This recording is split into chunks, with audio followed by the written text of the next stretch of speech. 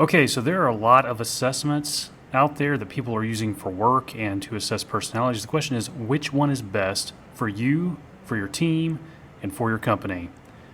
I am Will Graham. I am a certified Working Genius facilitator.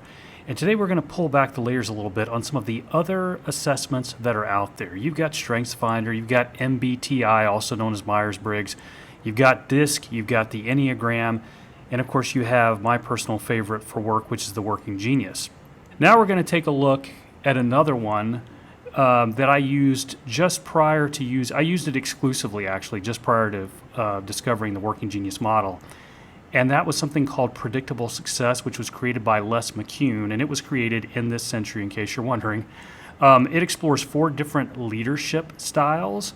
Leadership style number 1 is the visionary, and the visionary operates at 30,000 feet. They're most comfortable with long-term and with strategy. The visionary tends to be very charismatic as well and a great communicator. Now, leadership style number 2 is the operator. Now, the operator gets energy from completing things, and they're also very comfortable with improvising and with shortcuts. Also tend to be a self-starter, and they find it very, very hard to delegate anything. Leadership style number 3 is the processor. Processor thrives on systems and data, and they prefer to be around like-minded people, and they do not cope well with ambiguity or imprecision. Now, here's what's true about processors. They bring stability, consistency, scalability, and objectivity to a team and to a company. Now, leadership style number 4 is the synergist. Here's what we know about the synergists. Bring a high level of perspective of the team's activities. They're also primarily focused on what is best for the enterprise, and diplomacy is a strength. One other thing I'll say is that when people take the Predictable Success quiz, oftentimes there will be one leadership style that is their primary style. Like, for instance, I rank very high in visionary. However, my secondary style just happens to be operator. Therefore, I'm known as a visionary operator. And yes, my visionary tendencies are going to be more prominent than my operator tendencies, but believe me, when I'm not in visionary mode, my operator, that secondary leadership style, really kicks in.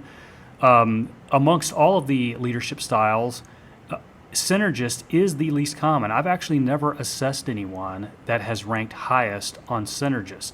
I have assessed people for whom synergist was their secondary, but generally speaking, synergist has been way down the list of leadership styles when it comes to the assessments that I've done. Now it's time for the main event. We're going to take a look at the model that we're comparing all these other models to, and that is the 6 types of Working Genius. As you know, this is a new model that helps people discover their natural gifts and thrive in their work and life. There are 6 types of Working Genius. There's the genius of wonder, the genius of invention, the genius of discernment, galvanizing, of enablement, and tenacity. Those are the 6 types of Working Genius. Now, the question is, what kind of work have you been naturally gifted to do? Now, each of us has 2 areas that are considered our Working Geniuses. In my case, that's my Working Genius continuum. That's what's represented in the green there. And then 2 hours that are considered our working frustrations, which you'll see on the slide there, represented in red. And then 2 areas that are in the middle that we neither completely find miserable nor completely joyful. These are our working competencies, represented in the gold. Now, what are the Working Geniuses? The Working Geniuses are the activities that bring us joy, energy, and passion, and we're good at. Working frustrations are activities that rob us of joy and energy, and we're not particularly good at them. And working competencies are activities that neither feed nor drain us, in which we can do fairly well, but for a limited period of time. Now, there are 3 phases of work. The 6 steps of Working Genius model rest on the notion that with every project or initiative, there are 3 distinct phases, all of which require different geniuses to accomplish the work. The 3 phases are ideation, activation, and implementation. Now, this is the altitude of geniuses. This starts at the 30,000 foot level and goes all the way down to the ground or 10 feet off of the ground. In the ideation phase, that's where you see the geniuses of wonder and invention having the most input or value. The next phase is activation. These are at slightly lower levels. This is where you see discernment and galvanizing having the most input or value. And then last, as you get towards the ground, you have the implementation phase at 5,000 feet and on the ground respectively, where you see enablement and tenacity are the geniuses that have the most input and value in that phase or altitude of work.